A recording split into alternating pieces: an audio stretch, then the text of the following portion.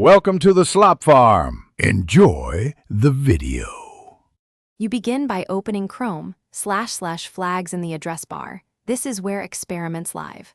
Once there, type a clear keyword to surface the flag you want. You should avoid random toggles and focus on one feature. After you find it, change the drop-down to enabled or to a specific option. Make sure to read the short description. It explains why the flag exists and what behavior will change. Now you adjust flags with precision. Enable one at a time so you can attribute effects. Once you make a change, click Relaunch to restart Chrome and apply the experiment. Monitor performance and functionality after each relaunch. If a flag offers multiple options, try the non-default choices to compare results. Keep a short log of what you changed and when.